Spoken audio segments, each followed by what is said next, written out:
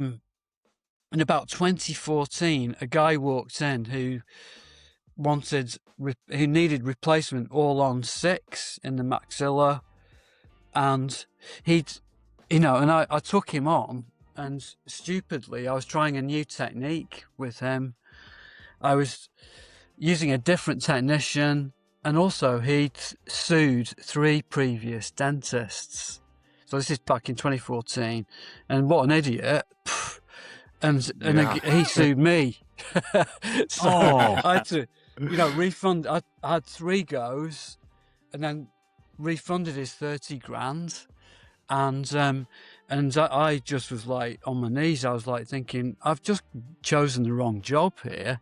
I am 100% the type to fanboy, and that's all this episode was. I got to talk to someone I'm lucky enough to call my friend, Dr. Finlay Sutton, a specialist in traditional removable pros, the stuff we all hated in dental school, or if you're not in dental school, the stuff you will hate in dental school. I first found Finn online because I suck at dentures and I wanted to get better. And I reached out to him, and soon thereafter, we started talking. It sounds like a love story, but it's not. He's married, and I'm getting there.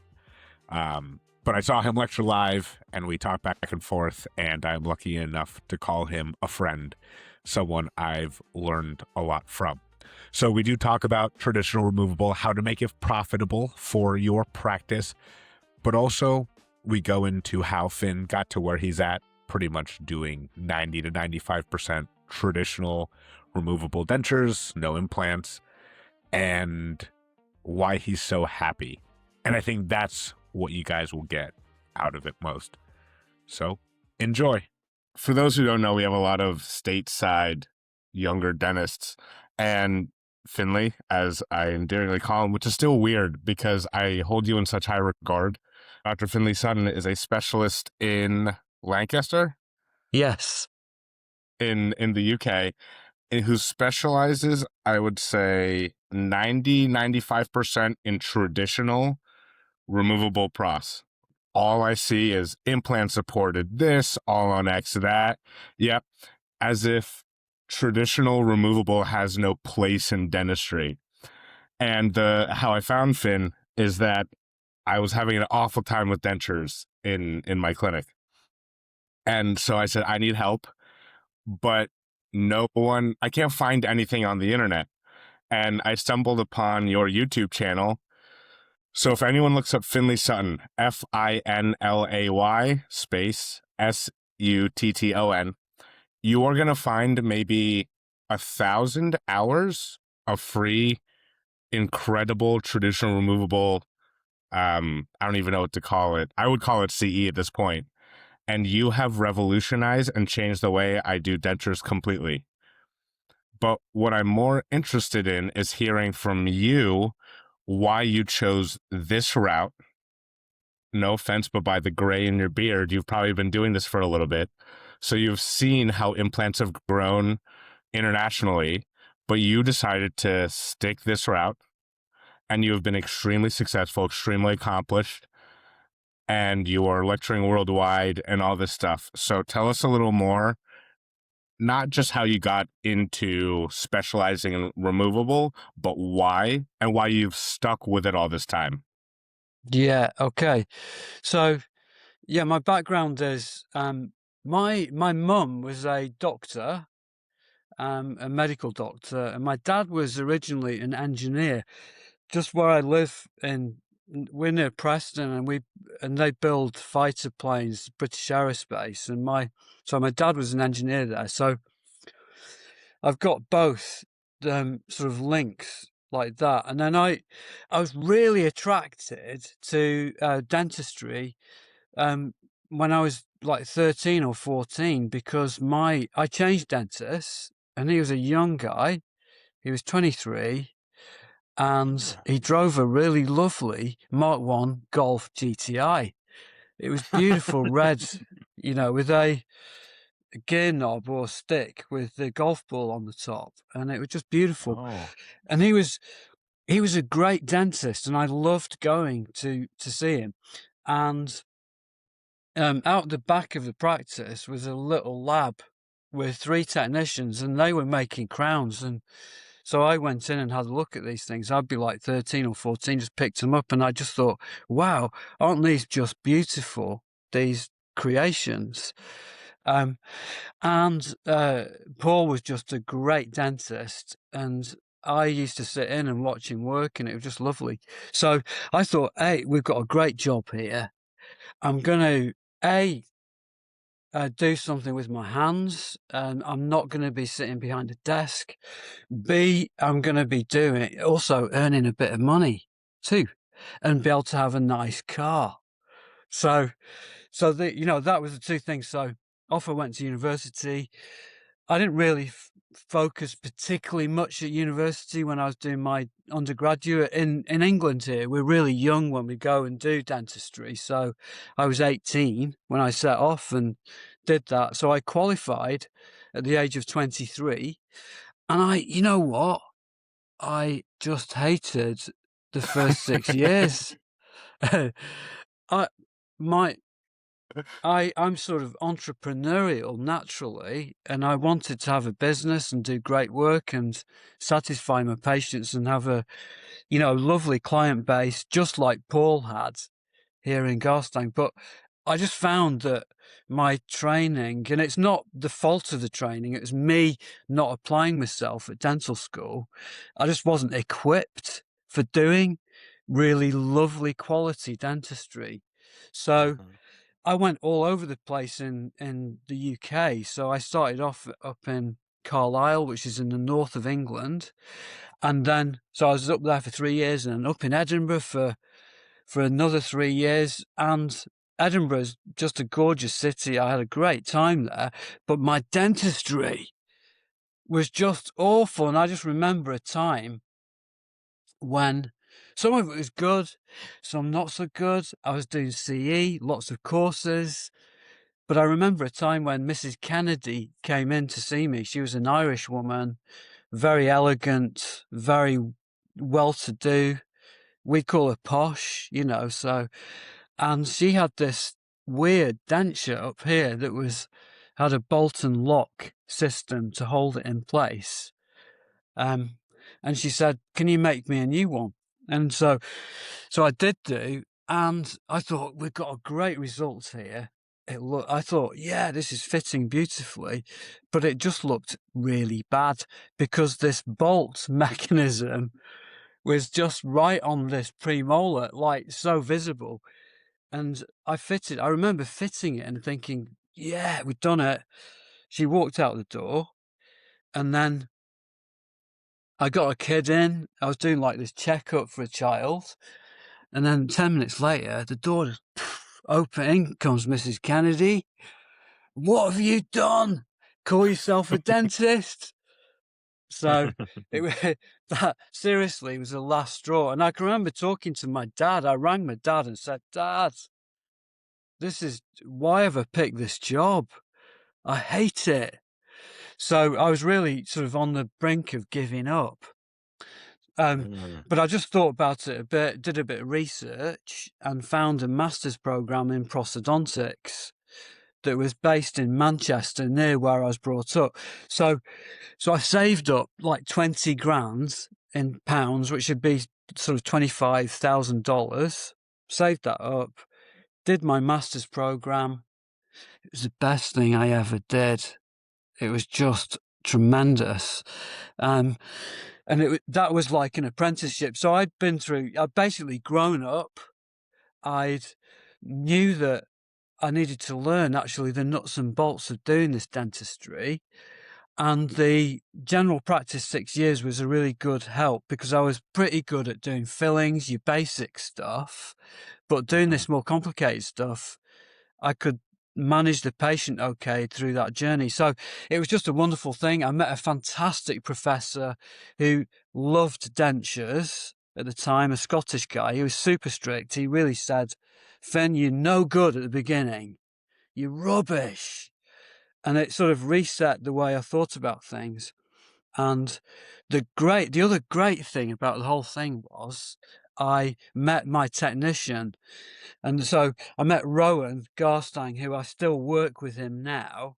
So I met him, this was in 99, so this is 27 years ago. Wow. And it was like a marriage because he lived near to where I lived. We started to car share, and during that year, we'd be driving in and then talking about Mrs. Smith and what we're going to do. So I'd be doing the clinical bit and then he'd do the lab work. And I started to really understand what a technician needs too. And it was really exciting, actually. It was just a wonderful thing. So that led me down that route. And then after that, once I'd finished my master's, Fraser McCord, the professor, said, Finn, you're mediocre now at prosthodontics. Which, if you want to be good, you need to do your specialist training. So we call it specialist training. It's the intern in prosthodontics, effectively, in the US. So I went off and did that in Liverpool, which was fantastic and really tough. Lots of very, very difficult pros cases, treating cancer, treating cleft lip and palate, and people born with missing teeth, hypodontia, trauma. So it was like max vac surgeons would do the surgery, then we'd do the pros bits. So that was a 5-year course of really intensive work on implants. So, but I never wanted, I'm not an institution guy. I don't like being told what to do. I prefer to be my own boss and explore what we can actually do, in private practice. So once I'd done my specialist training, I did a little bit of consultant work within the hospital, dental school, didn't like it, knew there was a glass ceiling for it there. And I just wanted to explore with Rowan what we could actually do. So when I set up the practice, I was doing both. This is 20 years ago. I was doing both fixed and removable pros in that thing. And I always loved removable because Rowan was brilliant at removable. And I'd never found a technician that I worked so well with in the fixed side.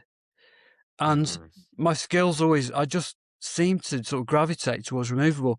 And so in about 20, and this was in about 2014, a guy walked in who needed replacement all on 6 in the maxilla. And and I took him on, and stupidly, I was trying a new technique with him. I was using a different technician, and also he'd sued 3 previous dentists. So this is back in 2014, and what an idiot. And he sued me. So I had to, refund. I had 3 goes, and then refunded his 30 grand. And I just was like on my knees. I was like thinking, I've just chosen the wrong job here. So from that point, Rachel, my wife, said, look, Finn, why don't you just go and see a clinical psychologist to help you sort of work things out job-wise? So I did that, and it was just a fantastic thing. John, who's my clinical psychologist, he just really helped me focus specifically on what do you love doing? Do what you love. And I said, I love doing removables. And he said, well, just do it. And I was really worried about this financially, whether actually I'd have enough patients to actually treat. And I've got this practice to sustain. But actually, effectively, it was the best thing I ever did. It was just like really good. So I switched to removable and just weaned myself off fixed. And again, it's just like serendipity. It's meeting great people along your life that sort of, you meet them, you think, wow, they're just I want to do what they do. And I met another guy who's called John Besford. He's still alive. He's 84, and he's been my mentor since 2010. And he showed me how to make dentures that look just like real teeth, like proper, amazing works of art. And his patient management skills were just like phenomenal. He's totally different than me. He's really posh, well spoken, really amazing with his language. But I just learned so much from him, and put it into practice. So it was looking back now, it's an absolute no-brainer doing this. And the great thing about it is, like you said at the beginning, Alex, no one does it really. It's a niche, but it's a massive niche. And I've got one pair of hands, and I can only see one patient at a time. And so there's absolutely tons of people out there. So it's not a problem. And interestingly, I think out of the referral base, because I have a referral practice, out of those patients that I see, about 30% are just wanting new, really good quality dentures, and they're really willing to pay this. So my complete dentures are around about in US dollars, 17,000 upper and lower for completes, and then for metal-based partials around about sort of $16,000 per arch, which it's really good. It's good business, and people are willing to pay this. We've also got another 30% of patients who, and this is a massively growing area, is failed implants, failed all on X. So that's 30% of my patients have had failed implants, and they may have had 2 rounds of treatment or even 3 rounds of implant work, zygomatics or whatever. So that's a big chunk. And then we've also got 20% bisphosphonates too. And these maybe IV bisphosphonates can't have surgery, but really want a great looking and fitting prosthesis too. So, there's quite a big market there for it. And I've looked at the figures in the UK and America. We're quite similar in terms of percentages of edentulousness and all of these different, people. So I think you can do it anywhere, basically. I was going to say, I was hearing that your market might actually be growing, because I feel like here in the US, we are dentulating people earlier. We're moving to all on X sooner. I'm seeing these revision surgeries all more frequently, younger and younger people. And at some point, their only option is going to be landing back on a traditional removable. So, yeah, interestingly, with all the advent of implants, it's almost like some of those patients are going to funnel themselves back to you. I think a lot of dentists, young dentists, fear saturation, fear standing out or not standing out, right? And we tend to follow trends. I'm going to put social media aside, but what do we see as the big money makers? All on X, cosmetics, being a celebrity dentist. I mean, there are also, we hear from a lot of practice owners who do bread and butter and do very well, but that involves restorative. And everyone hates traditional removable. I remember in dental school, we had a lot of these advanced standing students with overseas training, India, whatever. And I remember sitting in the wet lab and I was doing these denture cases, and I just wanted them to teach me everything. And I loved playing with wax. And I feel like I didn't get enough exposure in school. And I think a lot of young dentists get scared because when people start paying for it. And then, like you said, Miss Kennedy, no relation to John, of course. And you think you do an amazing job, an okay job. And either it looks okay, but they're sore everywhere, or you've got great suction, but it looks awful and it's canted. You get discouraged. And I think we're actually really lacking in traditional removable education. And that's why I reached out to you personally, Finn. How do I get better? So there are some courses, I watch your YouTube videos, but how do you think we improve removable education? And like you said, you weren't I was the same in dental school. I didn't pay a lot of attention. My mind was elsewhere. I thought I wanted to be an orthodontist. I remember I loved removable, but being like, wow, it takes so much time. It's extremely hard. It's not financially profitable. That's a little redundant. It's not profitable. Why would I ever do this? I think it's great hearing how much you charge for it. Granted, you are a specialist, but if you have a private practice, you can charge what you want. It's a happy medium between the $40,000-$60,000 for All on X, which if you get it young enough, you will probably need a revision. So maybe twice as much over time. So I just rambled a lot. How do you think we get younger dentists to be more confident and more educated with traditional removable? So I think to start off with, first of all, I think being great at dentures, and what I mean by that is being great at positioning teeth. So if you know where to put teeth, so if you can carve a wax rim, you can recreate a smile, put the teeth back in the right place, you're going to be great at implants. Really, really good at positioning implants, because as you know, guys, you'll be working with implants. If the implants are not in the right place, it can be a disaster trying to restore that patient.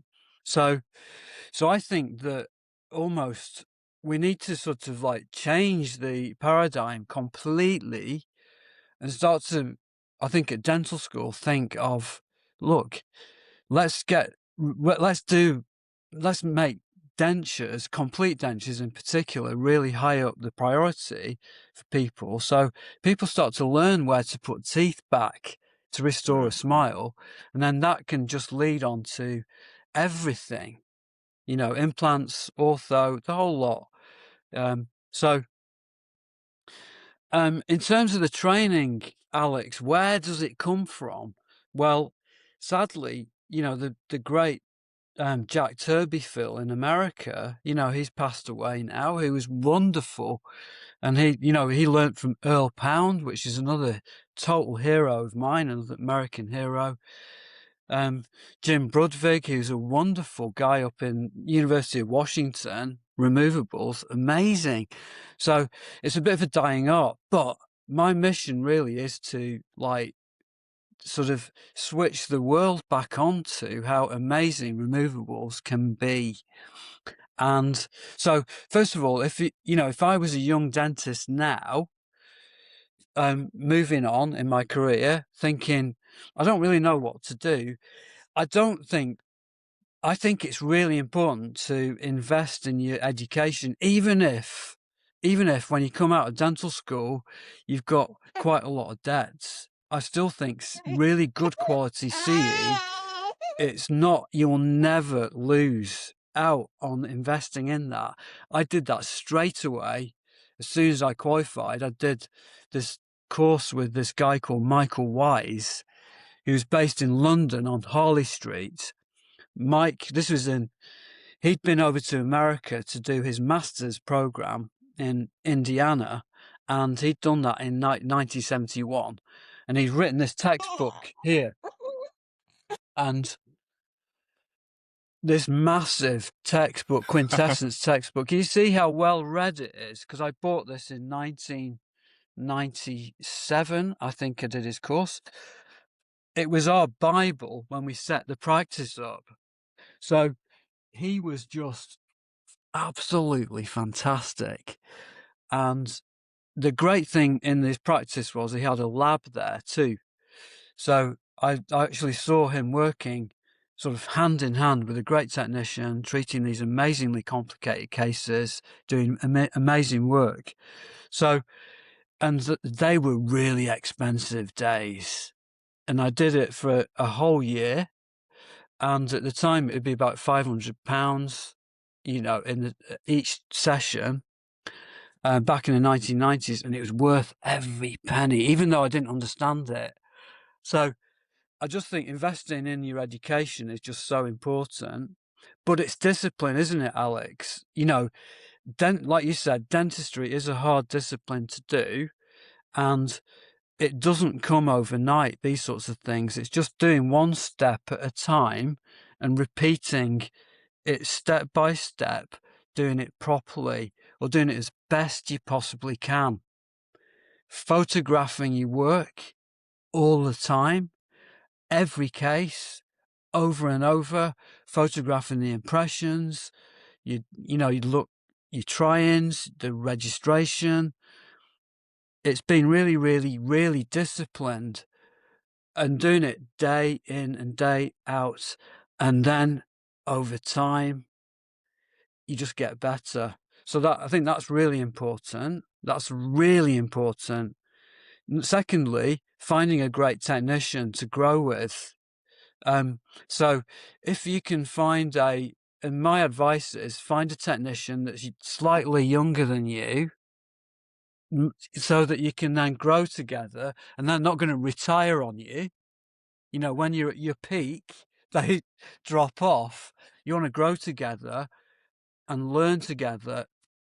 And seriously, I think it's as important for it's as important as anything else. It's as important as me finding Rachel, my wife, in my career, is finding Rowan, because they are just like so important, and they can also teach you so much stuff as well. Mm-hmm. So yeah, do courses, be disciplined, put what you learn on courses into practice, find a great technician, and just repeat it and photograph your work to death.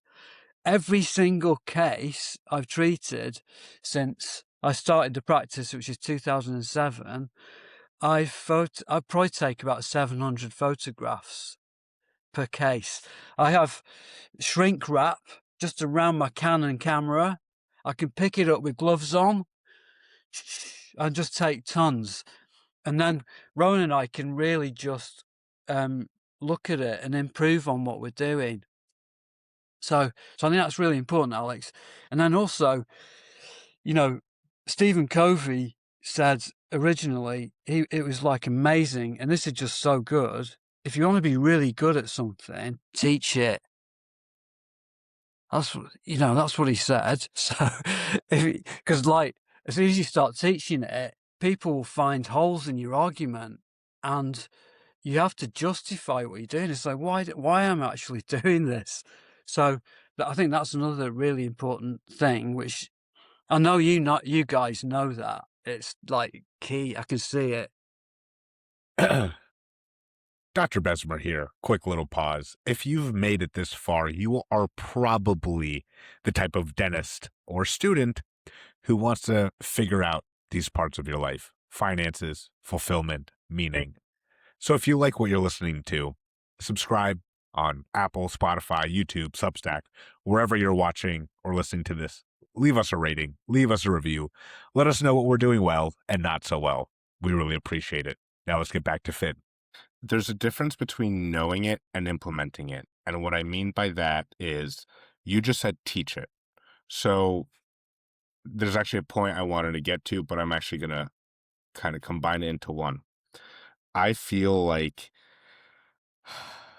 I don't have the complexity of cases, or I don't know how to handle them, or certain topics I like, whether it's fixed or removable. My problem number one is, who am I to teach it to? I'm still a pretty young dentist. I've been a full-time general dentist for a little over a year now, right? I don't think a school or a program would get me in to teach. All of my colleagues are more experienced than I am. How would you tell a young dentist to start teaching? And who would you go to? Because I agree with you 100%. If you can't explain it in layman's terms, in simple terms, even to another dentist, you are most likely not an expert or as good as you think you are. Because I would love to go to other dentists in a study club setting or not, or a dental hygiene school or someone, and teach them something. I don't even know what I would teach. But for young dentists, we don't have the confidence. A lot of us don't have the cases. We either refer them out or mess them up because we don't know what to do with them. And who should we go to listen to us to teach? So that's really Alex, it's a really hard question to fully answer, because I think it's the order in which you do things. So it's starting off with the real basics of trying to do each case properly. And even if it's like super simple cases, just doing it as well as you possibly can. I do think you need an element of extra postgraduate, we call it in England, like after you've done your dental degree, some really good quality CE as well, to do that first and then be disciplined about putting that into practice there, build up your cases, photograph them to death, and start doing, just start teaching. Start doing local groups, to your regional dentists, have an open evening where you just invite them along and you show them some cases that you've done. And then you'll just establish a rapport with them. And, it's a really great practice builder, is that open nights. Wonderful. That's what I found. But there isn't a quick fix to that, Alex. You can't just stand up there and just teach if you don't have a good core knowledge of it, because you're just going to get found out and it's just going to be horrible. So you need to have some really good quality education that you've done, and then you've got these cases to show. But the cases are the key, aren't they? Absolutely. With dentistry, I think you've got to have patients that you've treated from A to B, and then people can see all these steps all the way through and the end product too. It's because that's what I think. I think dentists just love practical cases and how they've been treated. So yeah, that's the order: is CE, implement, photograph, and then a few years down the line, do it. So yeah. You stole exactly what I was going to say. What I've been hearing this whole time was, you've been on like a 20-year journey through this education, and I've been out 5+ years, and I feel like all the time I'll see social media posts about new docs, and they want to get to the point where you're at, and I'm like, what are you talking about? You got 20 years to get to that point. You're nowhere near being the master prosthodontist that can do the $17,000 dentures. So that was one thing I heard, is you can't rush greatness. It takes time, it takes effort, it takes failure. And that was like what I was hearing resonating the whole time, was that this was a slow grind. You kept digging at it. You had many times where you were sad, probably feeling burned out in your job, but you kept pushing, you kept finding new resources. And look at you now, you're teaching and you're helping lots of people.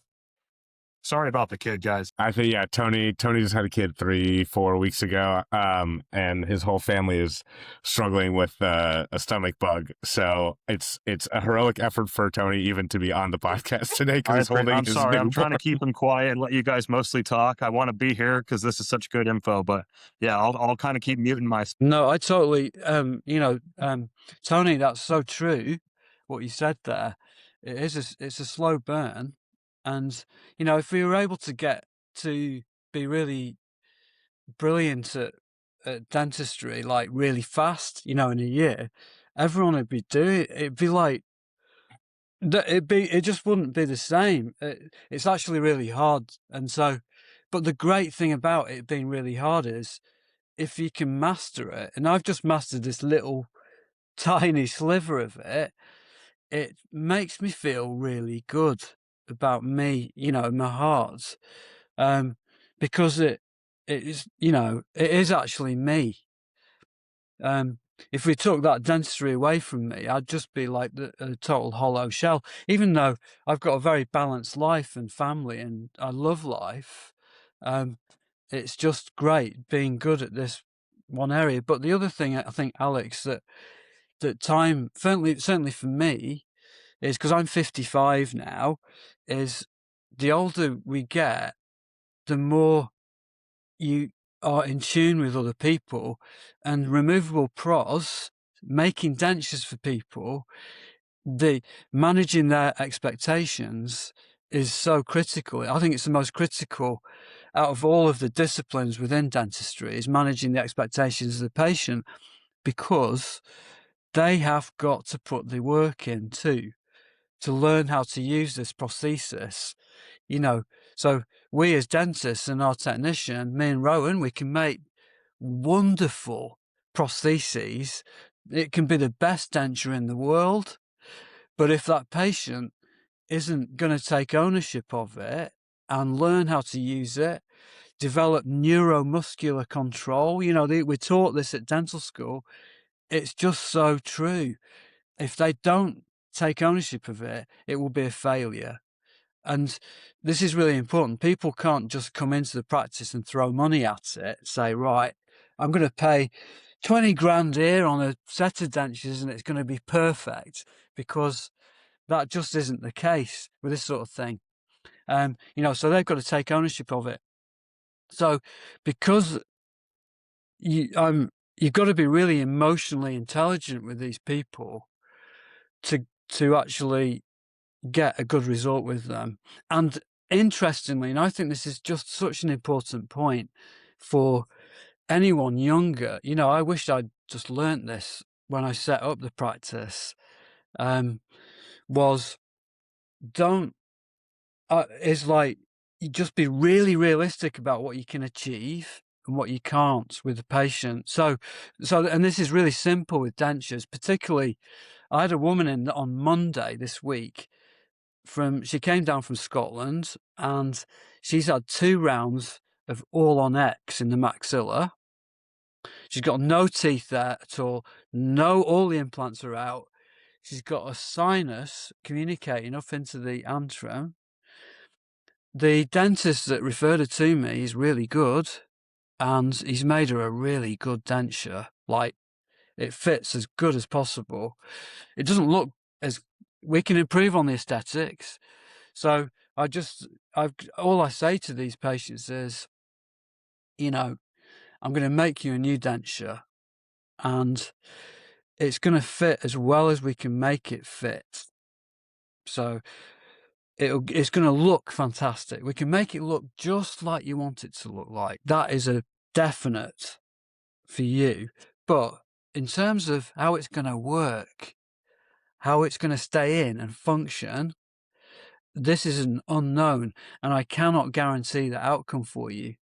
The denture you've got it actually fits really well, and the one that me and Rowan make for you might be worse. So it may be better, or it may be about the same. I don't know. But it's a prototype that I've never made before. It's a one-off unique thing, is a denture. We're not cars. So I've got to be really honest with her about that. And it makes me feel better about the outcome. And I said to her, look, you might be investing, it was like 17,000 for this treatment, and it may be no better, but I can't refund you that if you go ahead and it's still no better. So it's your choice. It's over to you. That's an extreme version. I know it's an extreme version, but with dentures, that's the basic premise, is we can make it look really good, but we're not sure about the function. You've got to learn how to use it. Go away and think about it. If you want me to do this, then we'll do it. And do you know what? I've really found that my take-up rate is just absolutely fine with these treatments. When patients hear that honesty, it's sort of, we're on a different level. Because when I first started the practice, I was like, I set up a business. We call it a squat in the UK. It's like basically a practice from zero. Get a building, and you get your own patients in. So you're like saddled with debt, and you sort of, you've got to pay the bills. And so I did I oversold quite often. I'd be like selling some really high-end treatment and not talking about the negatives, and then that would come back and bite me. you know. So I've learned through the hard way that, and this is if could go back in time and say, right, Finn, you know, you just tell them exactly what's going to happen. Don't worry about them saying yes or no to treatments. Just do it right, that consent process, and then it sort of it reduces heartache in the future for everyone. Do you mind expanding on that? Because I'm going through that right now. I'm in the process of acquiring a practice. I have about $500,000 in student loans. I'm going to be taking on roughly 3 times as much in addition, so you guys can do the math. I'm extremely excited and extremely scared. It kind of keeps me up at night. And even right now, my current practice and all we see online, that's a little bit of an exaggeration, but there's a big stress on case acceptance. What are the right words can you say at the right time and get your team to get people to say yes?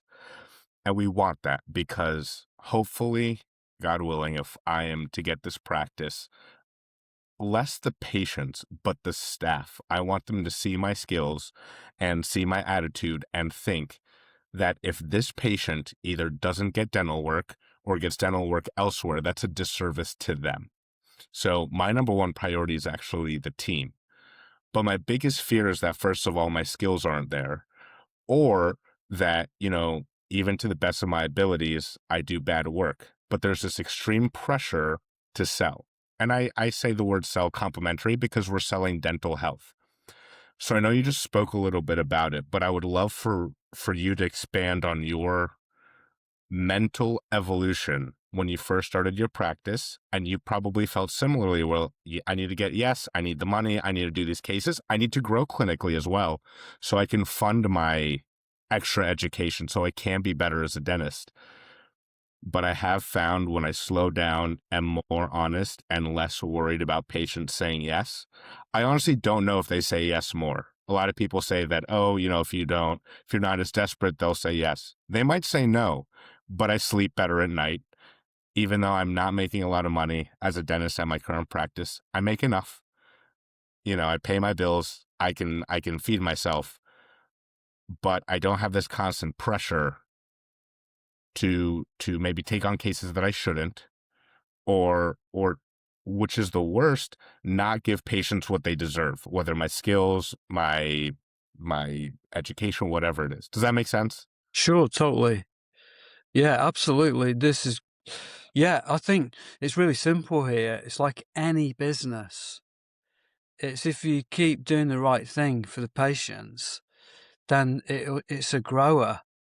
They'll tell their friends, they'll come to you, and you just do the right thing.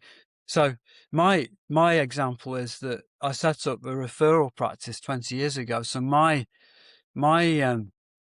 people that feed me patients are dentists, referring dentists. So I've got to look after the referring dentists in the first instance.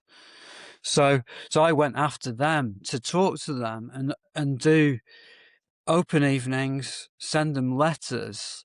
It was like in the email was just going, but a nice letter sent, with stuff on there was really good. So that was just a nice grower, but it's treating each patient really well, doing the right thing, and then once you've finished that patient, I'd then tell the dentist what I've done and give them a end of treatment letter so that they'd see that. But it's just doing it one step at a time. You don't have to convince anybody. Your dental nurse and the whole team that you work with will just see that you're just doing the right thing at the right time, and you're trying your hardest for each and every patient. But I really stress, Alex, don't promise the earth at all, because dentistry falls apart and it breaks, and the mouth is a really hostile environment, and it's just like, and people think that a denture is going to last forever or an implant or whatever, and it just doesn't, because it's just like constant, all the time. So it's just like what I would do. I think what's really key to this, Alex, for me, personally is, and we need to talk about the process from when the patient makes contact and then getting them in the chair and then going ahead with treatment. But let's just park that for now.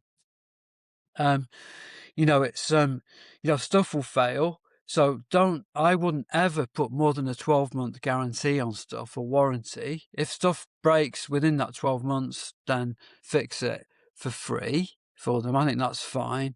After that, just benefit of the doubt, but it just boxes it in. It's not like 10-year warranty, because or 5 years, everyone is so different and on their teeth. So you just can't do this. I think it's really important. So do the right thing, be really kind to the patients, treat them like they are your family, like your wife or your sister. I say, if you were my sister or my wife or my brother, this is what out of all of these options, I'd be going for this one first. And it's always the simplest.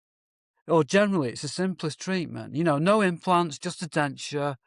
We'll try that first, and then we can then build it up later. So it's just doing one step at a time would be that. Also, don't overdo it. You might see a new patient, and you think, God, so much work here. It's just break it down into chunks and just just take your time, let them get used to you. And they'll if you're gentle and kind and they're, sort of almost enjoying the process of coming to the practice, then it's just going to be a builder. It will be massive, but it's really important to stick in one place, and stay in that one place. And in 10 years' time, it'll be fine. But Alex, can I just say, I found that I worried financially for the first 7 years. I was like, shit, how am I going to pay Rowan? It's, and amazingly, I was able to pay them every month. I opened the practice. I did it with Rachel's blessing. She's an orthodontist and all of this, and we managed to pay the staff every month. And this is the key. This is the other key I think is really, really important to the finances, is my patients pay 60% of the fee at visit 1. And then 20% partway through treatment and 20% before I fit the teeth. So it will be a try-in. So I'm always cash rich, if you will. There's cash in the business to pay the staff. So I'm not waiting for people to pay me at the end. I think that's really, really important. It's very unusual in the UK, in England, to do this. But I've had very little pushback off patients doing that. They're absolutely fine about it. And that's really helped sustain my business financially. Yeah, a couple of things. First of all, I can tell you're an awful business person because as a wife orthodontist, you chose the one specialty that she can't help you with at all most of the time. Right. Second of all, there's a big push. I say that I don't really know what everyone says, but to collect before. So currently the office and all the offices I've worked at, we collect the full denture fee up front, or maybe half at the consult and half at the first impression. But it seems like you spread it out a little more, which financially makes sense because even with someone as excellent as Rowan, I've seen in your videos, you might have to redo a primary or secondary impression, or you do the try-in, something goes wrong, or it takes 3 or 4 times to set the teeth because the patient doesn't like this or that, something goes wrong. So I find that if you collect everything up front, you immediately have pressure to just get it done. I don't care how ethical of a person, but once every visit becomes a free visit, essentially, the mentality changes. But I like how you do it. I'm not sure if I would do 60-20-20, but each visit would be a checkpoint for me and the patient and be a payment. So we take a good primary or secondary impression. Impressions are done. Let's pay for that. Then next are wax rims. I did good with the wax rims. Let's just say the wax rims, something happened as usual. They came off the base. Great. I wouldn't have the patient pay until we're done with wax rims, but we know money's still coming in. So I find that in the US, especially with insurance-based practices, we just collect everything. And then once something goes wrong, you start hating those cases because you're not getting paid. It's time at every visit. You know, in America, if you're doing everything, you're trying to also do a crown in the other room and then wax rims. I know I had that experience and I hated it. So I think setting it right financially. I wanted to pick your brain a little bit. What you're talking about in dental school and when you were practicing, I hit that point more often lately where you want to quit, right? And I think that's multifaceted. I haven't found yet what I love in dentistry. I kind of love everything. And what I think I love most, which is what you do, I haven't been able to do. Second of all, I'm not my own boss. It's just like, I think most people, most dentists, we hate taking direction from other people. It's not just collecting a paycheck. I want to get more meaning out of my career. That's why I've been wanting to buy a practice, to build a team, a culture, big or small. And then thirdly, it's my skills. I get really discouraged with my skills and I read all the textbooks. I watch all the YouTube videos, maybe not more than everyone, but I feel like I spend a lot of time trying to perfect my craft. And when things go wrong, we put this immense pressure on ourselves, which is normal.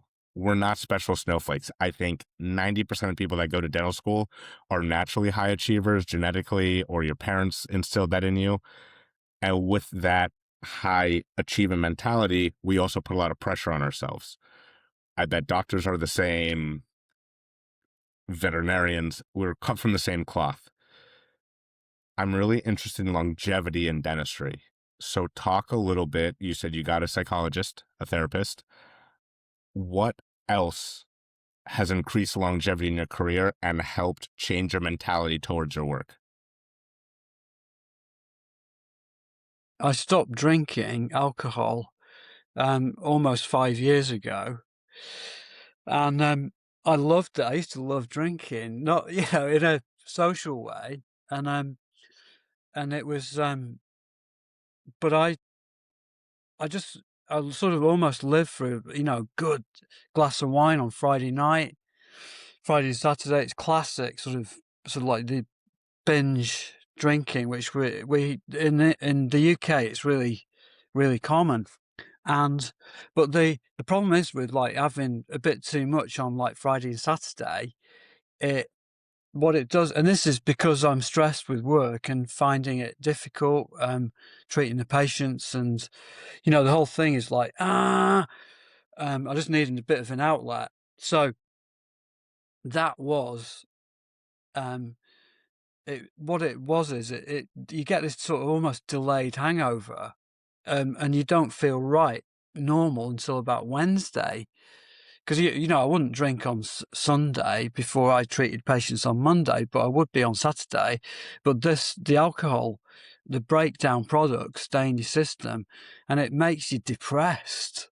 It made me depressed, and also anxious, a little bit anxious too.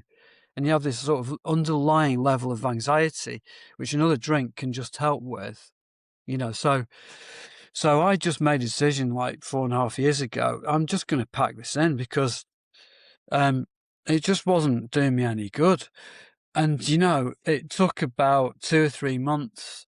And then I was like on a Monday morning thinking, ooh, that sort of level, that underlying anxiety's disappeared. And I kept sort of thinking if I'd had maybe a bad day, I just really love a glass of wine in the evening.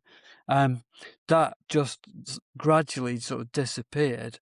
So that was just like the best thing ever. And it was not inspired particularly by my clinical psychologist, because he thought, if you totally stop, then you might just go back and I'm just not missing it at all. And I love my weekends. I've got more time. I just feel everything. I can just handle problems better.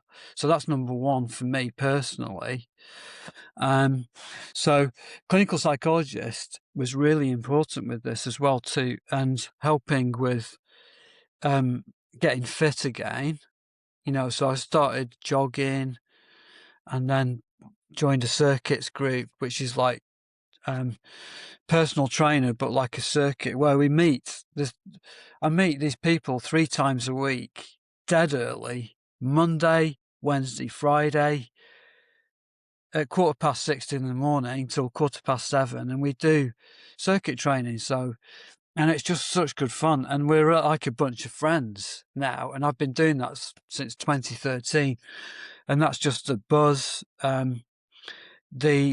I have friends, lots of really nice non-dental friends that I do stuff with, and I've got 2 sons and a nice family life, and I love life. I love reading. I love being alive. There's just so much to enjoy about being a human being.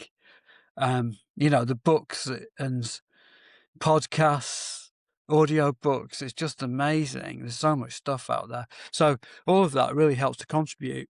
The other thing I think is really neat as well, Sean Aker, he's a American guy who talks about happiness, and he talks about journaling. And so this is my routine, morning routine, Alex. This is what I do. And I think this is really contributes to my day.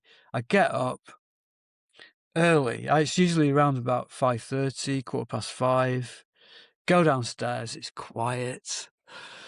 Make myself a lovely coffee, AeroPress, just a beautiful coffee. Sit down, put my headphones in, and I listen to a Paul McKenna self-hypnosis thing, which is and it's visualizing different things, it can be confidence, or it can be motivation, it can be and it will be about between 15 minutes and 20 minutes of just hypnosis. It can even be helping me improve my golf game, having a better round of golf or something like that.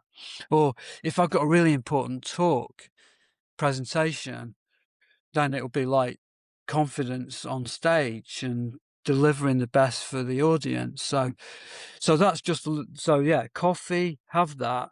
And then I journal, Sean Aker, just stuff I'm really grateful for, just a gratitude journal every day. And, just that, this is it here. Just a moleskin book. I just jot down my, what's going good and where am I winning. So this is another thing. I've forgotten the name. Is a Canadian guy, Sharma. His surname's Sharma. But he talks about gratitude. Where are you winning in your life? What are you going to let go of today? So these negative things, let go. And what does my ideal day look like today? So what do I want to get done? What's really important? So doing this podcast for you, Alex, that's down there. I want to help people on that. And I've done some mentoring for an American woman called Stephanie today. She lives in North Carolina, Fayetteville. We've done a Zoom call for 2 hours, treatment planning cases. It's just been fun. So that's, give my best for Steph. And then what the other thing is eulogy. If I was to die today, Alex, what do I want people to remember me for? And so I know it sounds like really deep and heavy, but it helps me deal with these really difficult patients, because they've been through hell, some of these people, and so they're traumatized from the previous dentistry or whatever's happened in their life, abuse, who knows, it's made them that person. So it just helps me to sort of cope with those life difficulties. I am not perfect, Alex, at all, though. I still get angry, upset and cross, and beat my horn at people when I'm driving the car, but it still really helps me to sort of level things, So if I was going to talk to myself way back then, that's what I'd be doing. I'd be saying, right, Finn, just stop drinking, do your journaling, do your quiet time in the morning, exercise, have your friendships, enjoy life, what is great about being alive, and all that sort of thing. So it's really simple, but I just find it really effective and wonderful. It's funny, the guest that we spoke to last week said the exact same thing about the eulogy. He runs a men's group for dentists, and I think it was either him or somewhere else, or maybe with a staff. He says, write your own eulogy. That's very powerful. And I got dinner with the seller of the practice I'm buying from, hopefully, God willing, if it goes through, and he did the same thing with his staff, or he learned it at a retreat or a course. And I think you talk about this in all of your lectures, and obviously it's related to dentistry, but starting with the end in mind of our careers, of our cases, of our lives is very helpful, because I feel most lost when I don't have the end destination, right? There's some anecdotal quotes, like if you don't have a destination, every path works, even if it's the wrong path, something along those lines. So I found that you're not the first person to talk about the eulogy, and the more I hear it, cliches are cliche for a reason, because they've stood the test of time. And I used to not be into this woo-woo self-help, self-development therapy thing, and I think the older I get, I'm kind of in this weird place where I try and think that our lives in dentistry isn't that serious. It's just teeth. We're not heart surgeons. With the invent of implants, even when we mess up a tooth, we can most likely put something in there, right? On the flip side, I take my job very seriously. And I tell this joke, but it's not really a joke. I'm still at the point in my career, every time I do even a single crown, posterior tooth, can't see it, so aesthetics are less of a concern. It's not a concern, but it's less of a concern. I feel like I'm going to have a stroke. It's got to be the most perfect crown prep. The margins have to be perfect. I can't take off too much, but I need to take off enough for the lab. I don't have good vision. I can't see. The assistant isn't doing great with the suction. And I feel this immense pressure that if this crown isn't ideal, or they have sensitivity, or I don't isolate perfectly, that I've failed the patient. And doing this for 2 to 4 patients a day, amongst all the other things, new patient exams, you're running behind, you're trying to connect, but in your head, you've got loans and you're behind with the other patient. And then even when you really connect with a patient and then you present treatment and they say no, it's battle after battle after loss after loss. And it sucks. And that's why I like hearing from you all this, because you've probably felt the same thing. Totally. And yet you're one of the happiest people I've ever met. And I want you to talk about, you say it in most of your lectures, be brave. Yeah. Okay. No, I mean, go. So I'll set it. What's your website? It's finlaysutton.com? finlaysutton.co.uk. Co.uk. When I did removable and learned removable, it's perfect occlusion, Hollywood smile, teeth are, perfect little blocks, no texture, no nothing. And what I loved most, why not only are you the most engaging speaker I've ever heard speak, period, but I want everyone to go to your website or your YouTube and look at the dentures.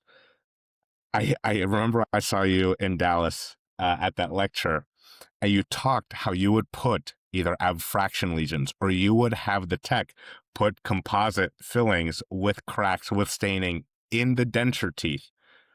I don't know if anyone listening to this has ever seen or done that, but it was art. It was honestly the first, like, cosmetic dentistry, that's great. Veneers, layering, colors, that's great. You're taking fake teeth and adding character to them. Why would you ever do that? And I thought that was brilliant and beautiful. And I think people are scared to do that in traditional, at least in the United States, because we think that everyone wants the Hollywood smile. And lately, I work for a prosthodontist, and so we get quite a few denture referrals. And I start telling patients, I go, look, we can give you the Hollywood smile. It doesn't have to be bright white. We can make it a natural color. Or if you have pictures of yourself from your youth, when you still had teeth, if they are young, if you have any imperfections that made it you, a diastema, crooked teeth, whatever, and you want that, we can do that for you. And their eyes just light up. Cool. Because they don't want the perfect smile. They just want the teeth they had. Yeah. And if we can give that to them, that's very powerful. But you're the first person I saw to do that. And I will never forget in your lecture, you said, be brave. So can you just talk about where that came from and what that means to you? If you've made it this far, you've probably heard that Finn gave back $30,000 and was sued because he thought he could take on this case that he probably rushed into a little bit. Same thing applies to your dental contract. If you're a student, associate, maybe you want to be an owner, don't rush into something that could cost you tens and hundreds of thousands of dollars. Tony and I, we review contracts. We're two dentists. We know the language. We'll get it back to you in 48 hours. Reach out to us at theeducatedassociate@gmail.com or just DM us on Instagram, _educated_associate. Let's finish up the pod. Absolutely. Well, if you just like take yourself back to if you look in like a standard any textbook for complete dentures, they arrange the teeth in just like these really like picket fence, straight, white and boring, always. And so and our teeth are just not like that. You've got beautiful teeth. I love yours, Alex, and the arrangement of your teeth. But that's not like how a denture would look, is it? At all. Mine's the same. But if I were to lose all of my teeth now, I would want you, Alex, to make me a beautiful denture, just like my natural teeth, even that silly little lateral incisor that I've got there, that I was about 20 years ago, 30, I'm going to have to get this sorted. But now I'm happy with it. But that doesn't matter. So therefore, the braveness is about copying natural teeth. Now, you don't have to sell this sort of stuff, like you were saying. You just do not have to sell it. It comes naturally. So, the main thing is it's finding out what the patient wants. Do you want your teeth back? Do you want them to look like you've got natural teeth? And if they say yeah, then I want those wedding albums. I need these pictures, these school photos with you smiling and also with your lips together as well at rest, so that we can recreate the right lip support for you. I have to have, for Rowan, I have to have an end in mind. So I need to know. So if that patient wants their natural teeth copying, that's what we do. We get the photos and we copy it.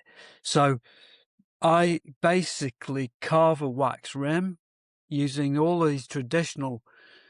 It's just a big wax rim. I just trim it back, getting the lip support right, the incisal plane right, the occlusal plane parallel with the aerotragus line, trim the buccal corridors, get the center line lined up with whatever theirs was, vertical dimension. Just do those, photograph the patient with that rim in place, smiling, give Rowan that photograph, give him the photograph of the natural teeth when they were really young, and I just say to Rowan, just put the teeth back where they were, like that. And so originally it's like be really brave. So that's the starting point. And surprisingly, it's quite surprising how many people do want that. And I know, and I'm not joking, Alex, they love it in America too. Love it. Not everyone, but a lot of people do. So, but even if they want the Hollywood smile, they want a perfect smile, and they've got this vision in their head of what their teeth should look like. They have to do their homework. So what they do is they go, I say, find a photograph of someone where you love their teeth. So they'll go on the internet, and interestingly, they often pick people with similar face shapes to themselves, and it'll be like a model or a film star. And so they bring that in, and we can use that as a guide. And all these film stars, they've got wonky teeth too. They're not all perfect. So we can then recreate that as well. So this is not traditional denture techniques at all. And I bet you're thinking, some of you, does it mess up the occlusion though? Does it mess up the function of the denture? No, it doesn't. You can actually build a little bit of space between the upper and lower front teeth and have everything occluding at the back beautifully even. So you've still factored in denture stability with the occlusion, and they look fantastic. Even deep overbites, class 2, division 2 cases with these deep overbites, butterfly laterals, it's fantastic. That's what I mean by being brave. And then photographing that. Once you've treated the case, you've got some great photos, and if they sign permission, you can show other patients, I've done this, I did this for Emmy. Look at that. Do you like that? And then they'll say, and even when you start to use little bits of staining or cracks or fillings, it starts to look really real. Then it's like not artificial at all and looks really right for that patient. And some people just say, yeah, I want that too. We call it distressing furniture, like making furniture Right. look really age appropriate and distressed. Some of my patients say, yeah, I want a distressed denture, please. So it's about having loads of photos. If you've got a lovely folder, or you can show them on the computer, loads of images, that's what it is. So I think being brave is so important in life anyway. Like you are with, it's like you've got you've just invested in a new practice. This is brave, but you'll do it. You'll be fine. It seems like everyone believes that except for me. It's funny. I try and surround myself with people like you, and you hear the same things. Treat people right, do the right thing, and it'll come. And you actually said something earlier where you have to be realistic. You can't just treat people right. You have, just like you have to invest in your dental education, you do have to invest in your business education. Just like talking to other successful dentists or business people. You actually made a comment about, I don't know what you call it in the UK, but whoever takes your phone calls and getting them in, and having your staff or your nurse, whoever presents, or you, if you present the finances of treatment, and it does involve making it patient-centric. Before you say anything, you have to understand what's important to them, because your treatment is the same. It's a denture, but do they want it because of function, because of comfort, because of aesthetics, because of confidence, because whatever it is? What we do is the same for every single patient most of the time. I've had, I am treatment planning and recommending a crown because they have a cracked tooth and they're scared about keeping their teeth because they've got staining and decay and they care about aesthetics. The treatment plan is the same. It's a crown. But the only reason they're saying yes is because they feel like I understood them and they are getting something to solve their problems. So I don't really like talking clinically too much, but I talked earlier about how maybe it's not as profitable as we want for us to do dentures as much.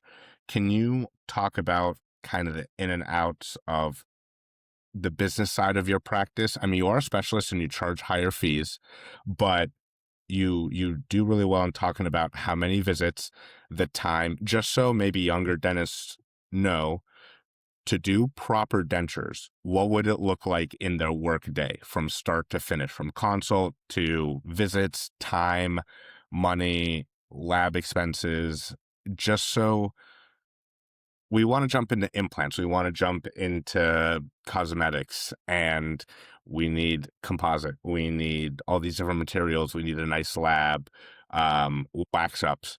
But I feel like the process of being a great denture creator, I don't know as much. So can you just kind of tell the people of what that process from start to finish looks like for you? Yeah, definitely. So when patients are contact the practice, they're either referred or they come, ring up themselves. The first thing I think is really important is I want to know whether that patient is right for the practice and whether I'm the right dentist for them and they're the right patient for me personally. So every Tuesday, what I do is I do new patient consultations, and this is free of charge.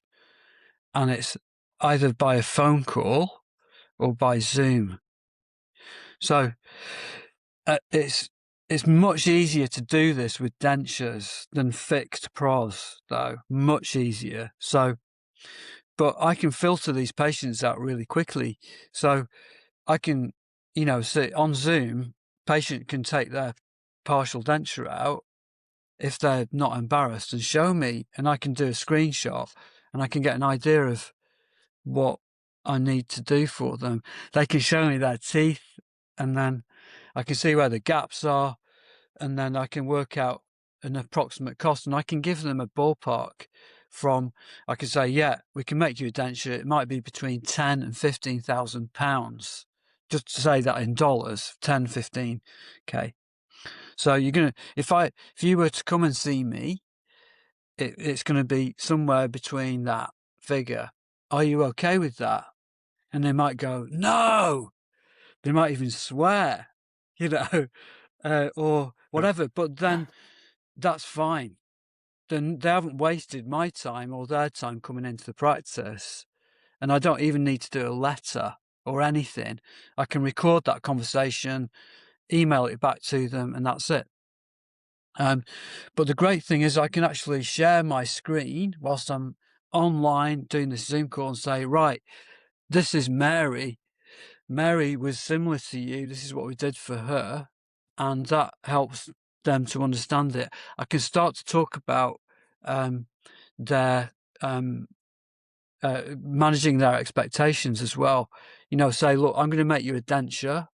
And I turn around like this and I go, up here, your denture at the moment, to get used to it, it's right up there. I'm going to bring this adaptation curve down here. So you've got a lower mountain to get over. It's a hill, but you still got to learn how to use it, so I'll help you with a good denture. But so it's stuff like that. How long do I spend on that call? 3/4 of an hour. I have them 3/4 hour chunks. If they're really old and they just hate using the internet, or they're just not tech savvy, it's just a phone call. And I just say, can you count your teeth? Where are they? And then I can then give them an idea on the partial denture. Are they wobbly? How are your teeth? So, and then, but it really filters them out. And seriously, my take-up rate then, when they come into the practice and I spend my consultation visit with them, which is an hour and a half consultation, the take-up rate is like 98, 99, it's top end percentage. And you're not seeing any other you don't have any other rooms, you don't have any other patients. The consult is just that patient 90 minutes. Just that patient, 90 minutes. Unlike in America, we don't really, in the UK, do lots of treatment in different rooms. We just focus on one. We have one room that we work in and one patient at a time do that treatment and they go. We don't have like maybe two operatories and have one in one and one in the other. So it's like an hour and a half for that. If the patient wants to go ahead and really sort of into it, then I'll do my primary impressions at that visit. So that's like visit 1 sorted. Say it was a complete denture, that'd be visit 1. How I do my treatment planning, once I've looked in their mouth and diagnosed it and photographed them, this is they go out of the room. I just spend a bit of time writing some notes. I might just get a piece of paper like that, jot down with a Sharpie. This is Mrs. Kennedy, by the way, just my notes for you. So I jot down some things and I just say, complete dentures. The cost is £10,000. It'll be 5 visits to do the denture, because it'll be primary impressions, working final impressions, jaw edge, try in and fit as standard. That's so 5 visits, and then probably 3 adjustments, 3 reviews afterwards. So, 8 appointments.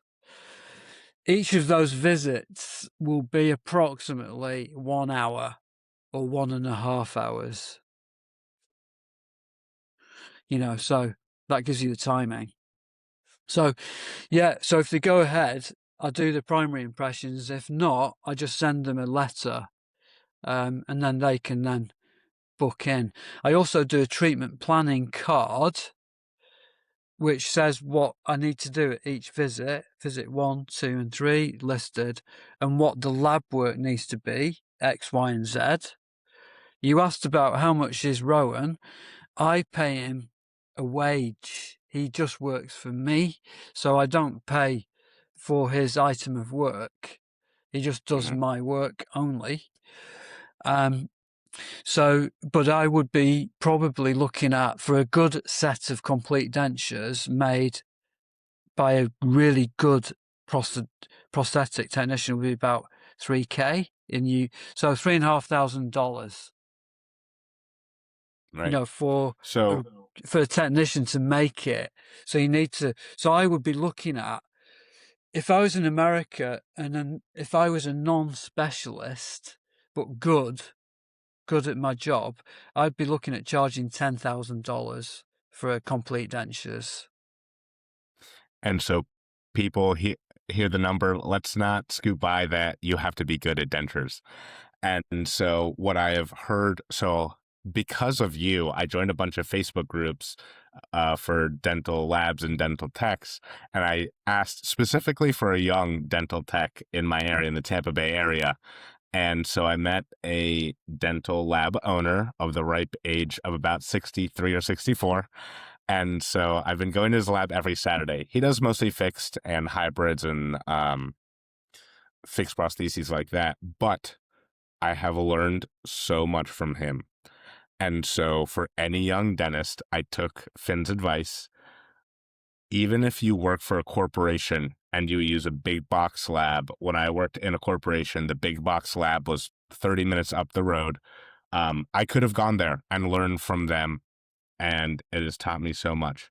But what this lab owner, his name is Eric Johnson, Smile Design, probably the best fixed work I've ever seen. And I've seen him work, and hopefully when I own this practice, I can work with him.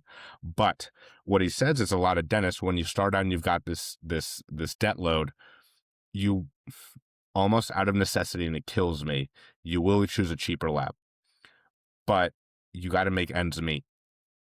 But you can still do good dental work, take good primary, secondary impressions, wax rims. And I have found, even when I worked with a corporation, I took your Scandinavian RPD designs, and you're going to hate me, Finn. I didn't design them. What I would do is I would kind of give them an idea, and I would take screenshots of your designs and be like, this is close to what, but it's going to be different teeth. Can you just make it kind of look like this? Honestly, I didn't have the education, but I tried my best. I learned what I could, and I used the resources I found. And it was a big box lab, and they made amazing RPDs, Scandinavian designs, hygienic, rigid, everything. And this is a cheap lab. So if I have found, if you give explicit enough directions and do good enough dental work, even for the cheapest labs, it is kind of hard for them to screw up. And if they do, find a different lab, you know? But then you start with a cheap lab and you get better, and your work gets better, and then you charge more, and then you upgrade the lab. Or if you're lucky enough to find a young tech to work with, even if they work for another company, you can grow with them. Hopefully at some point, start working together permanently on a more legal and business relationship. But if you can't afford a $3,000 lab bill because you're charging $5,000 for dentures and they're taking you longer, still do it and just use a cheaper lab and get better and learn. And what I've learned most from you is how you connect with patients. And I found that even if I've done god awful dog shit work by my standards and your standards, and you're honest, and even when stuff goes wrong, as long as the patient is out of pain or it gets sorted and you deliver decent work, they will be thankful and they will be happy. So even if you're not the best clinician now, as long as you are honest and ethical and transparent and communicate, you will grow your practice. You will make enough money. And the most important part is you're getting better as a dentist. And so I find the work that you do, and I've reached out to some labs, it is expensive lab work, but you don't have to start with that right now, because my fear is that it's a lost art. Kind of the last topic I wanted to touch on related to this is digital. So your impressions are all analog still, yes? Okay. I follow all the, actually, was it Dentist Rupert? You know him personally? So yeah, and so he scans for partials, which I kind of get for the framework because you're getting a picture of the teeth, but I don't know if he's starting to move towards digital with complete dentures, but I do remember him, and he's a younger doctor, probably closer to my age than yours, but he still does analog for complete impressions.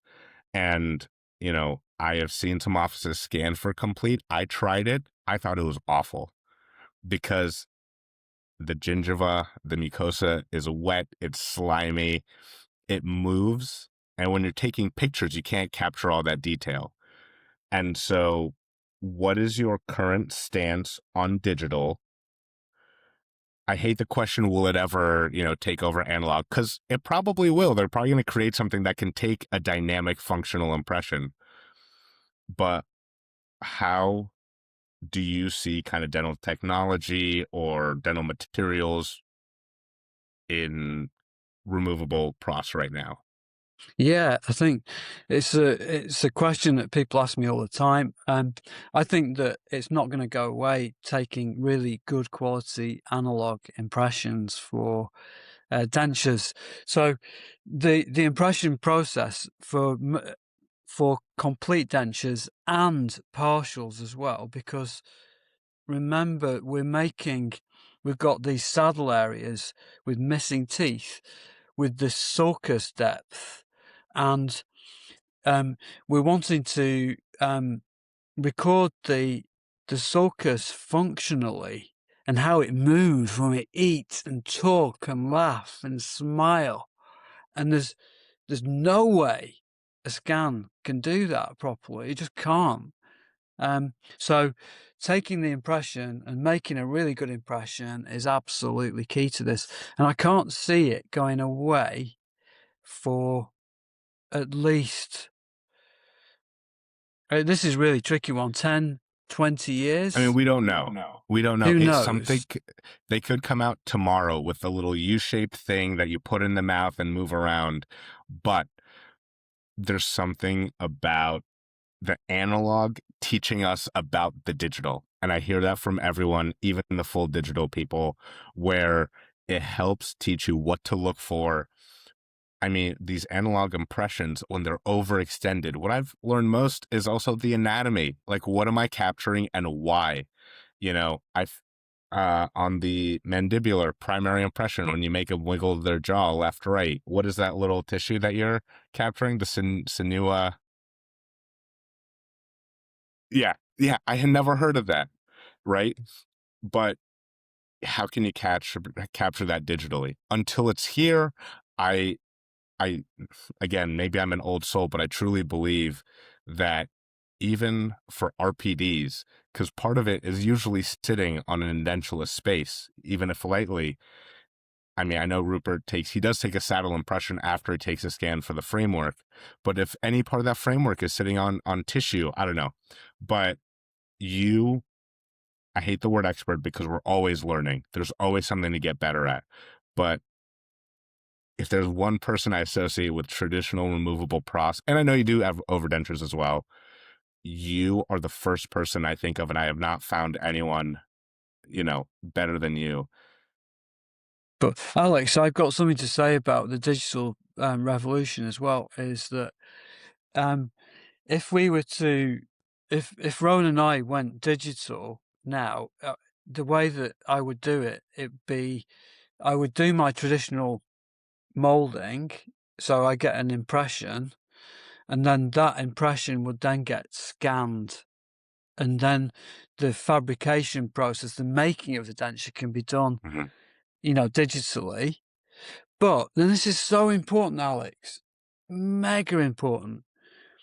Getting the best aesthetic result, it's still much better for it to be handmade, where the teeth are individually placed into wax, they're moved and positioned by hand.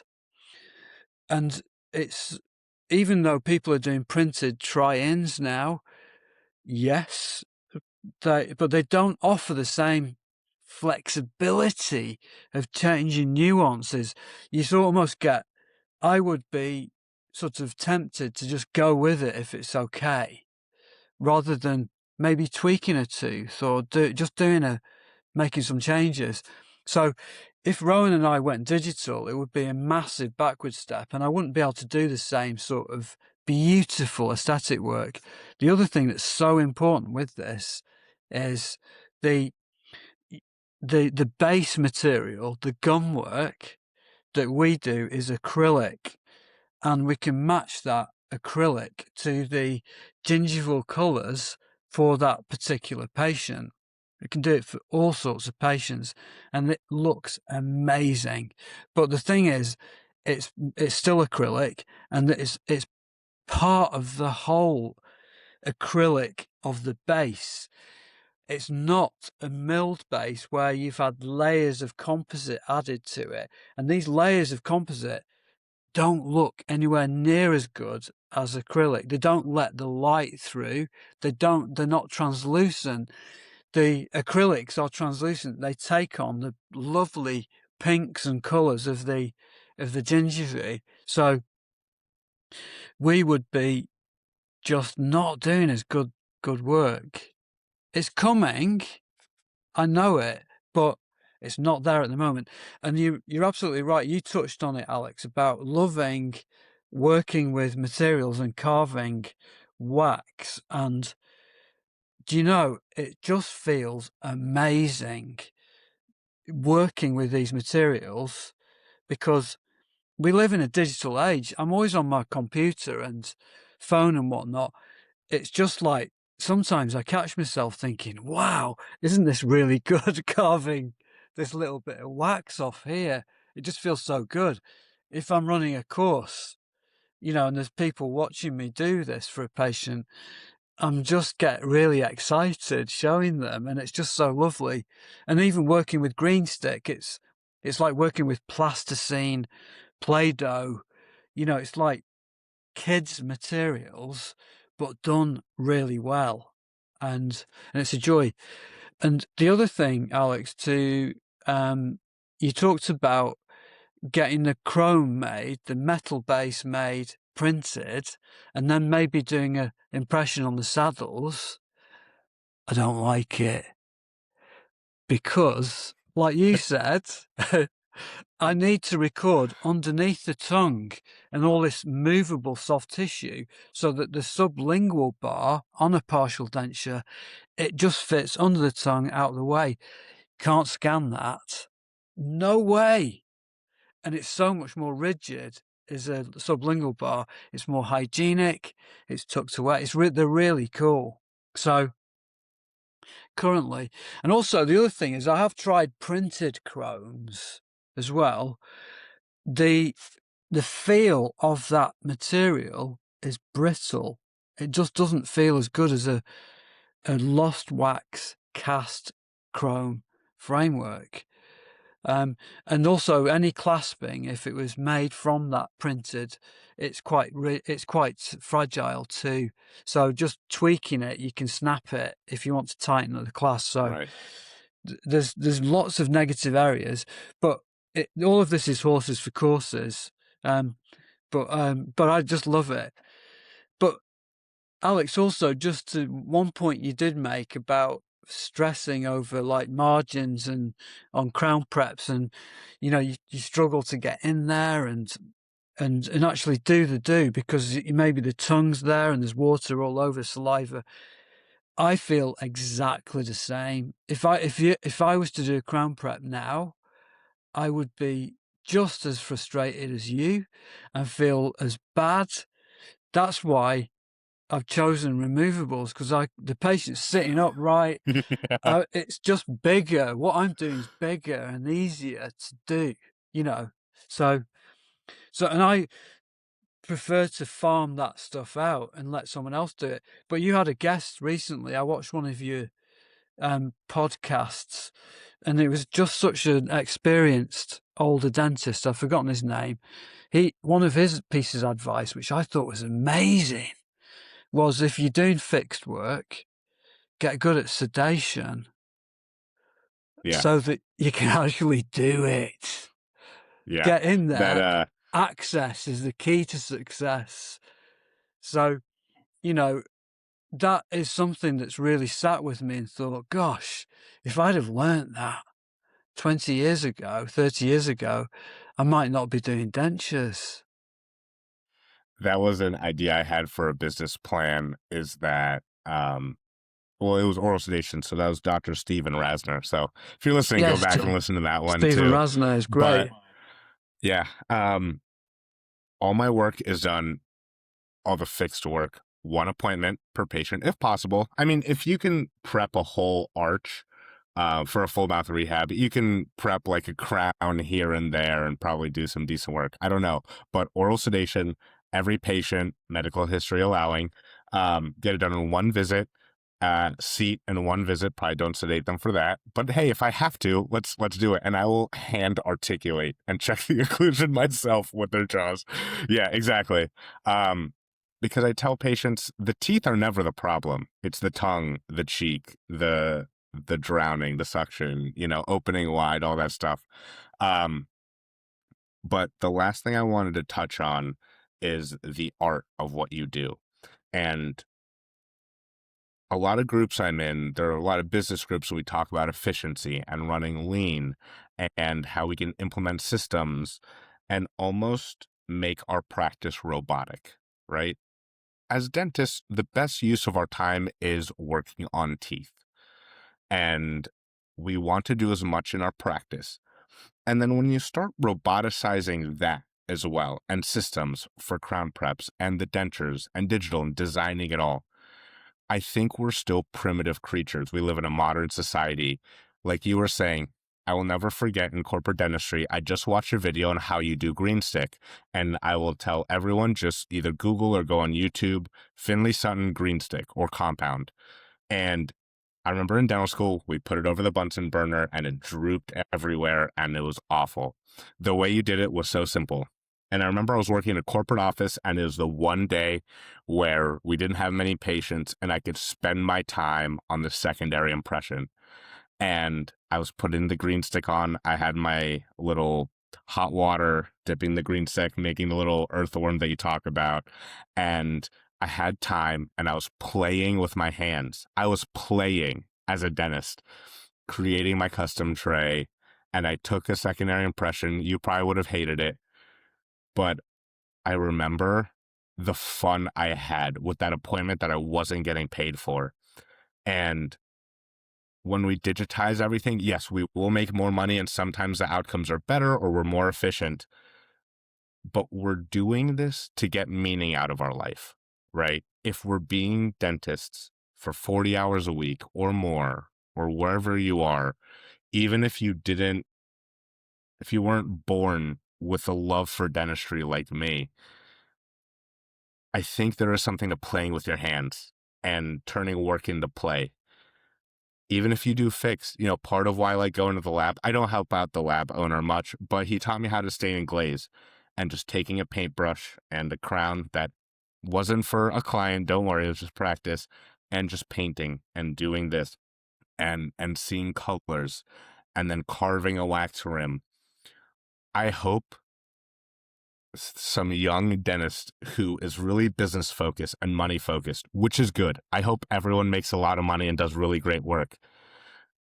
But if you have the ability in your profession to play a little bit and keep it analog and use your hands, not with a crown prep or just something outside the mouth, I would highly advise it, because I don't remember my highest earning day in my corporate office or my current office, but I remember playing with my hands, right? We remember the feeling. So as any parting words, Finn, if you have anything to say to the millions of listeners that we will eventually have, the floor is yours. Okay. So, yeah, no, I totally agree with that, because, life and work and, I think it's so important to go to work and just enjoy what you do if you can. So I think the one thing we've not really talked about, which, obviously playing with the materials is fantastic, and it's just wonderful in this digital age to do stuff like that and make things, it's like, it really is childhood. Also, the artistic side of things as well comes. I wasn't majorly fantastic at art at school. I believe in we can learn how to do anything pretty much. I think the myth of talent and the power of practice is just so relevant to so many aspects of life. Doing it over and over, but with deliberately, like Anders Ericsson, he talks about this 10,000 hour principle of becoming an expert at something. I think it's so relevant to us. So learning and colouring in, designing partial dentures is just wonderful and enjoyable and so relaxing. But also, not only that, it helps to visualize what you're wanting to do for that person. It's great because you can look at photographs of their teeth and then design it. Even if with the patient there, they love contributing to that. They can sit there watching you colour in. You can just check out smile line, will a clasp show here? All of these sorts of things are so important. It's wonderful. Using video is key though. I love technology. I think technology is amazing. Isn't it wonderful that we're able to do this podcast now, Alex? It's amazing. We can video patients really easily with try-ins in, and then they can look at themselves truly, how they will look in reality, not in a still photo that's a bit of a forced smile. So that's really important there too. But also, one thing we've not talked about is that patient fully is the fun we can have with the patient and how enjoyable that patient coming into the surgery, in the room, we can get to know them, we can socialize with them. The dental nurse gets to know them really well because we'll be playing with our materials and they'll be talking about their holiday or something that's on TV or something that's really important to them, their dog or whatever, who knows? And they get to know them really well.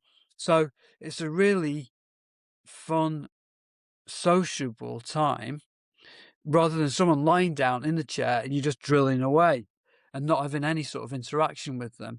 So that's a really lovely part of it and a very important part of the success of removables too. If that patient enjoys the visit, is enjoying these social interactions, because sometimes for these older people, it is like a bit of a highlight for them too, and they love it. And they're quite often more Buddhist about life. They're a bit more chilled and nicer people as well. They're not as like, get it done, I've got to get out of it. You know, these high pressure businessmen that you just got to get it done and gone. They just got more time. But also, this is so important, Alex, for getting a really good success. I think having 5 visits is also very important, because each of those visits, it's a little training stage, repeating to the patient that we're putting all this time in, and they love the feeling of this service. It's like going to a really good restaurant where these people just look after you, and they're learning that they also have a role to play in the success. So it's totally different than these two appointment dentures, scan and fit. You know, that patient's got to go away and learn how to use it. All of this time to learn how to use it, and this enjoyable appointment is just not there. So it is dentures, you know, are social appliances. You know, you're restoring someone, changing someone's life, which is fantastic. So that social aspect is really important. So the other thing is that, you know, it's safe as well. This is really important. It's safe, because it can, if it goes all horribly wrong, Alex, what can we do? Just start over. They can just take it out. You can refund them the money. There's no harm done. Move on to the next job. And it's not like all fixed in place and a nightmare.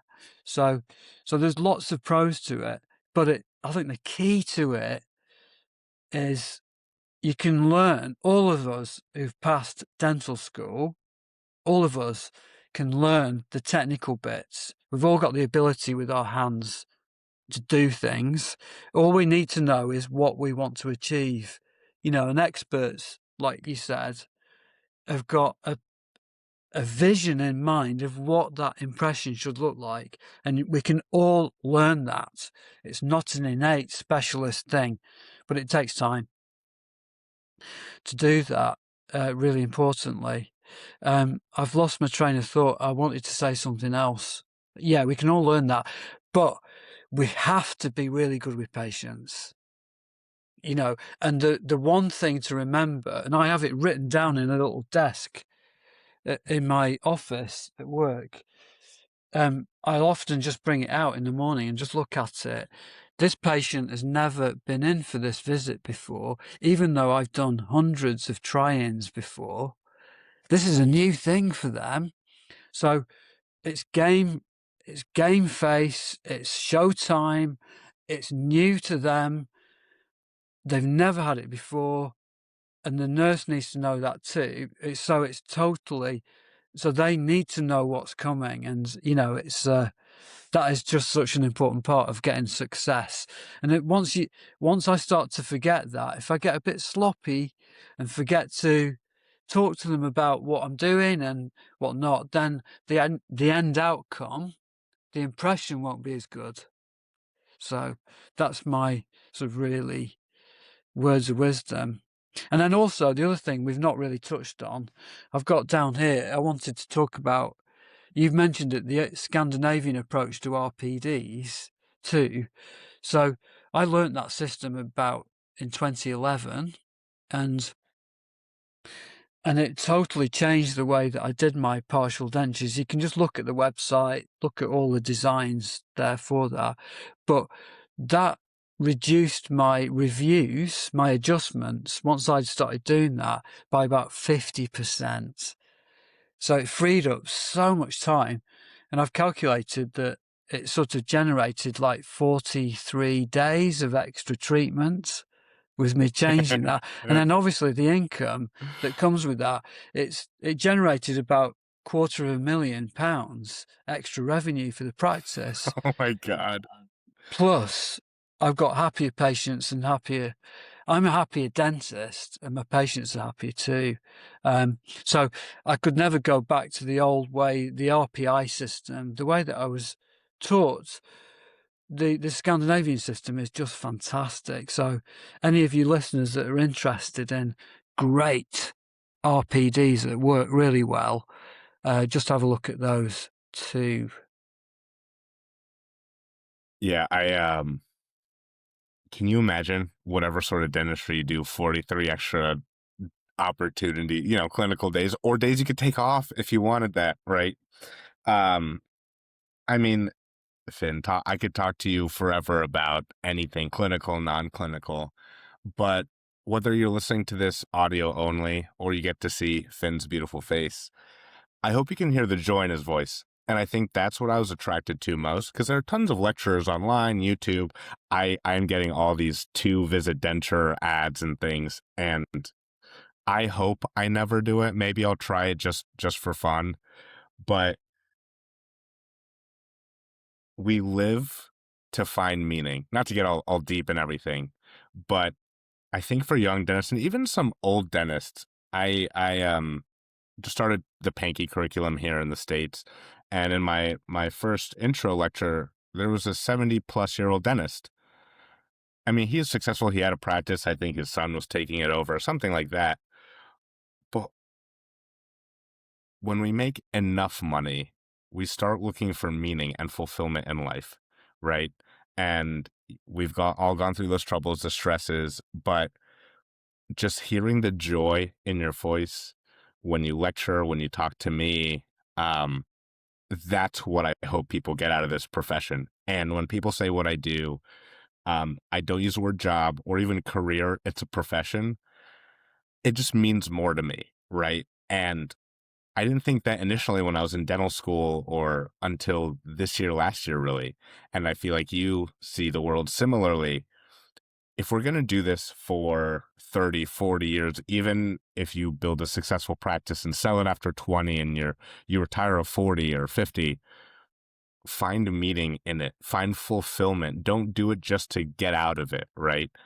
And whether you listen to this podcast and you sell everything and you start just a traditional removable practice, or you find the same joy in surgery and cosmetics, in family dentistry, in peds, all the things that Finn talked about, be brave, joy, balancing the different aspects of your life, because you will have seasons where you really have to work hard on your education, your practice, and then you'll have seasons where you have to work on your relationships and your leisure and all these things. But what I got from you, Finn, is how you approach life. And it might sound cliche to whoever's listening, but I wanted to thank you so deeply for that.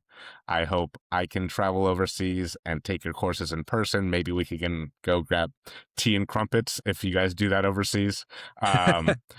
But I just wanted to thank you a million times. You have taught me so much. And I hope anyone listening, if you're in a real nadir, kind of low part of your career, and you're scared to maybe commit to a part of dentistry that isn't so popular, people look at a certain way, or you feel like you're super saturated and you just want to be a cosmetic or all on X and all you see are these denture clinics or everyone's a cosmetic dentist, be brave, treat people right, and I promise success and money and freedom and joy will come your way. Yeah. Yeah, that's been an absolute pleasure. Joy, Alex. I could just talk for hours with you. Thank you. Well, how about we set up another time? Absolutely. Yeah. All right. Thanks, Finn. Enjoy. Cheers. Have a good evening. Yeah, you too. Bye.